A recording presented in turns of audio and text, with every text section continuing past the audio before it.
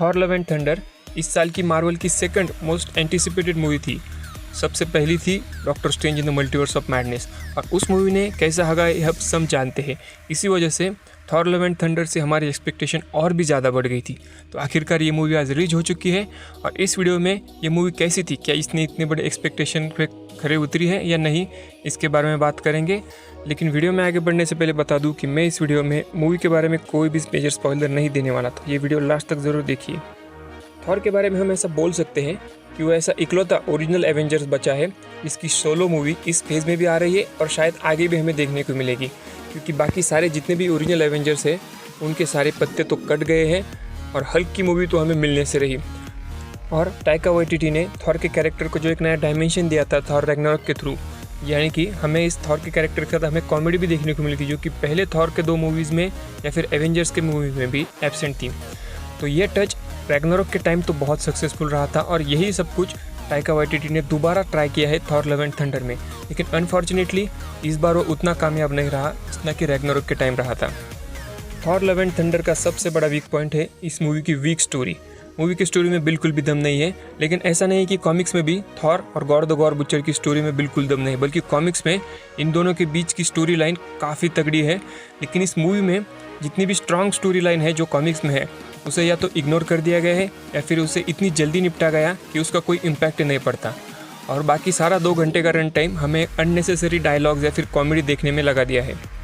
शायद आपको पता नहीं होगा, लेकिन गॉड द गॉड बुचर की बैक स्टोरी इतनी स्ट्रॉन्ग, डार्क और ब्रूटल है कि उस पर खुद एक सोलो मूवी बन सकती है जहाँ पे हम गॉड द गॉड बुचर का ओरिजिन देख सकें। लेकिन इसमें इस पूरी स्टोरी लाइन को स्टार्टिंग के 4 मिनट में निपटा दिया है, जहाँ पे वो गॉड से द गॉड बुचर बन जाता है। और इतना ही नहीं, क्रिश्चियन बेल जो कि खुद मेरा पर्सनली बहुत फेवरेट एक्टर है, पता नहीं उसे केविन फाइगी और टाइका वाइटिटी ने क्या जादू टोना करके इस मूवी के लिए राज़ी कर लिया, क्योंकि मुश्किल से इस मूवी में क्रिश्चियन बेल के 4 या फिर 5 सीन हो गए और इन्हीं में उसकी पूरी स्टोरी आर्क कंप्लीट कर दी है। और ये चीज़ मूवी देखते टाइम बहुत ज़्यादा डिसअपॉइंट करती है, क्योंकि इस पूरे मूवी का heart and soul God the God Butcher का कैरेक्टर और क्रिश्चियन बेल का परफॉर्मेंस है।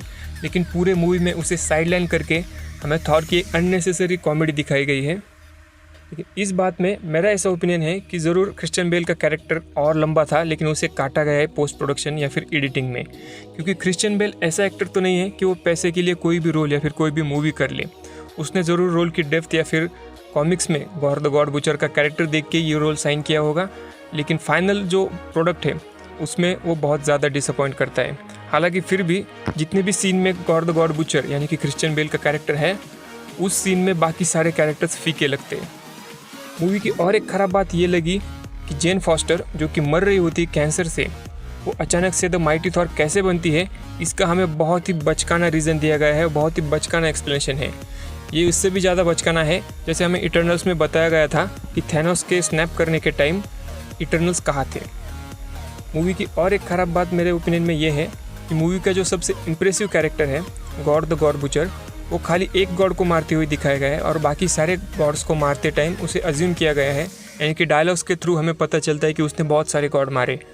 अरे अगर आप गॉड द बुचर का कैरेक्टर दिखा रहे हो तो कम से कम उसे 4 से 5 गॉड को तो मारते टाइम दिखाओ। ऐसा नहीं है, हमें सिर्फ केवल स्टार्टिंग के 4 मिनट में ही वो एक गॉड को मारता है और वो गॉड बुचर बन जाता है। मूवी की एक चीज़ जो काफ़ी अच्छी है वो इस मूवी के कॉमेडी, जिसके लिए टाइका वाइटिटी जाने भी जाते हैं।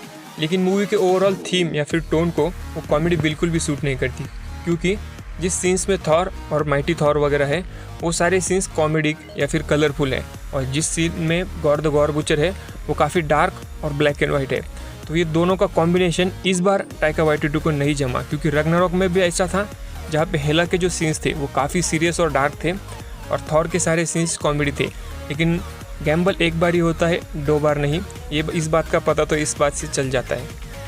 और अगर हम बात करें क्रिस हेम्सवर्थ के परफॉर्मेंस की, तो उसका परफॉर्मेंस टॉप नॉच है, लेकिन उसने उस थॉर के कैरेक्टर के लिए नया कुछ ऐड नहीं किया है, यानी कि जो इससे पहले की मूवीज़ में वो करता आ रहा है वही उसने किया है, तो वो थोड़ा रिपीटेटिव ज़रूर लगता है। हालांकि क्रिस हेम्सवर्थ और नेटली पोर्टमैन की केमिस्ट्री हमें बहुत सालों बाद देखने को मिली और वो देखने में काफ़ी मज़ा भी आता है। और अगर हम बात करें गार्डियंस ऑफ द गैलेक्सी के कैरेक्टर्स की, तो इस मूवी में उनका कोई भी रोल नहीं है। उनका खाली 1 मिनट का शॉर्ट कैमियो होगा जो कि मूवी के स्टार्टिंग में ही चला जाता है और बाद में हम भूल भी जाते हैं कि इस मूवी में गार्डियंस ऑफ द गैलेक्सी के कैरेक्टर्स भी थे। मूवी एंड होते होते हमें थॉर के अगले सीक्वल की यानी कि थॉर 5 की भी हिंट दी जाती है, लेकिन मेरा पर्सनल ये ओपिनियन है कि टाइका वाइटिटी अब थॉर से थोड़ा दूर हो जाने चाहिए। वो स्टार वॉर्स की तरफ ध्यान दे रहे हैं, वहीं पे ध्यान दे। थॉर 5 किसी और को डायरेक्ट करने दे, क्योंकि अब उसका कंटेंट भी रिपीटेटिव होते जा रहा है। अगर टाइका वाइटिटी को कॉमेडी करनी है तो एंटमैन या फिर शांग-ची या फिर कोई भी और नया सुपर हीरो ले ले और उसके ऊपर मूवी बनाए। थॉर को अब और वेस्ट मत करो, क्योंकि वही एक अकेला ओरिजिनल एवेंजर बचा है जिसकी मूवी हमें आगे देखने को मिलने वाली है।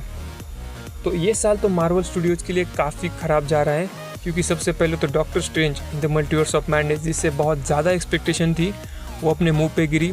उसके बाद मिस मार्वल तो ऑलरेडी हग रहा है, और अब थॉर लव एंड थंडर ने भी बहुत ज़्यादा डिसअपॉइंट कर दिया है।